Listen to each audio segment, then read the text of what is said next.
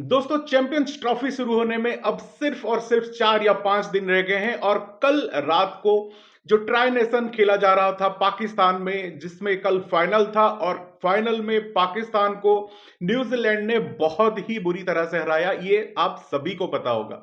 लेकिन मैं आज जो बताने जा रहा हूं कि किस तरह से ये ट्राई नेशन सीरीज शुरू होने से पहले, जब जो गद्दाफी स्टेडियम था उसका जो रेनोवेशन होने के बाद इनॉग्रेशन हुआ, जिसमें पाकिस्तान के पीएम आए थे, और उस इनॉग्रेशन सेरेमनी में पाकिस्तान के पीएम शहबाज शरीफ ने जिस तरह से इंस्पायरिंग वर्ड्स कही थी पाकिस्तान प्लेयर को, उस बारे में बात करना चाहता हूं। और उससे ही ये सीरीज जो ट्राई नेशन था उसमें शुरू हुआ था। ये जो ट्राई नेशन सीरीज था, ये फाइनल पाकिस्तान सिर्फ इसलिए पहुंचा है कि पाकिस्तान ने एक मैच साउथ अफ्रीका को हरा दिया और वो थोड़ा बड़ा मैच था।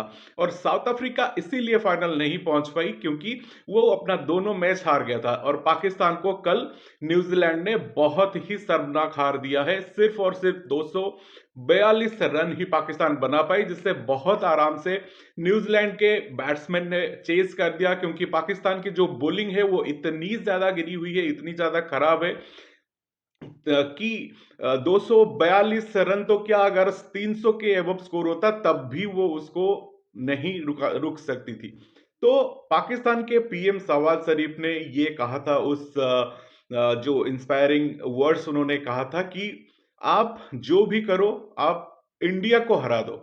और वो मैच देखने में आऊंगा आपके साथ, दुबई में रहूंगा आपके साथ, और आप इंडिया को हरा दो। और 3 जो स्टार खिलाड़ी हैं पाकिस्तान के, बाबर आजम, शाहिन शाह अफरीदी और मोहम्मद रिजवान, इन तीनों के नाम शहबाज शरीफ ने लिया था। स्पेसिफिकली उसी के बारे में बात करेंगे कि शहबाज शरीफ ने बाबर आजम का नाम लिया था। शहबाज शरीफ ने शाहिन शाह अफरीदी का नाम लेते हुए ये कहा था कि आप जो डेनिस लिली कभी इंतखाब आलम के लिए टफ टाइम देते थे, उसी तरह के टफ टाइम्स आप चैंपियंस ट्रॉफी में इंडियन बैट्समैन को दो।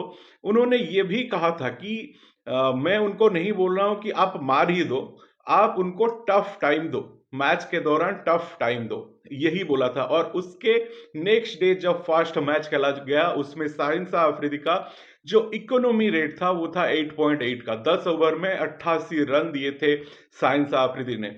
और उसके बाद जो सेकंड मैच था उसमें शाहिन शाह अफरीदी का जो रन रेट था वो था 6.6, लगभग 66 रन उन्होंने 10 ओवर में दिए थे। और लास्ट मैच जो कल हुआ फाइनल में, उनका जो रन रेट था वो था 5।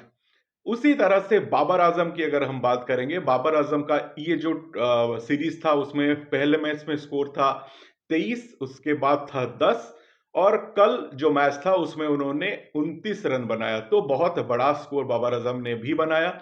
और उसके बाद कैप्टन मोहम्मद रिजवान, जो व्हाइट बॉल के कैप्टन हैं अभी पाकिस्तान के लिए, वो जो बीच का मैच था साउथ अफ्रीका के साथ, उसमें उन्होंने 100 लगाया था। तो कहीं ना कहीं उनका परफॉर्मेंस जो था वो अच्छा था। लेकिन शहबाज शरीफ के हिसाब से अगर आप चैंपियंस ट्रॉफी में इंडिया को हरा देते हैं तो कहीं ना कहीं वो चैंपियंस ट्रॉफी जीतने के बराबर हो सकता है।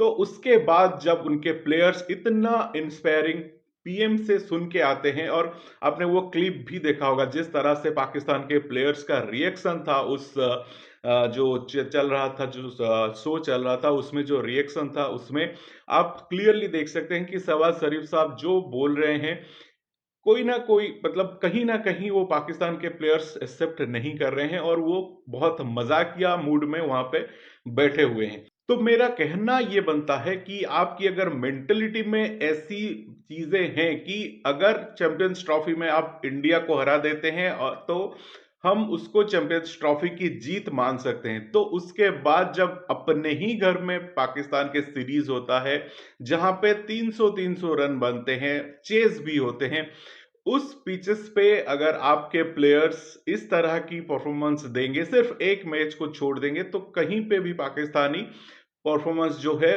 स्टार कह ले, विदाउट जो बिना स्टार अभी बने नहीं है उनका परफॉर्मेंस कह ले, किसी का भी कोई अच्छा खासा परफॉर्मेंस नहीं था, कोई प्लानिंग नहीं था, जिसके चलते आप बॉलर्स को जो ठीक से यूज किया जाता है मैच के दौरान वो आप नहीं कर सकते, और सिर्फ आपका टारगेट जो है वो है इंडिया को हराना। तो भाई, इंडिया भी प्रिपेयर होके गया है, बहुत अच्छी तरह से गया है।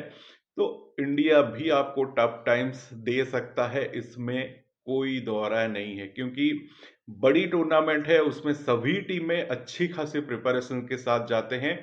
तो इंडिया को आप हल्के में बिल्कुल भी मत लीजिए।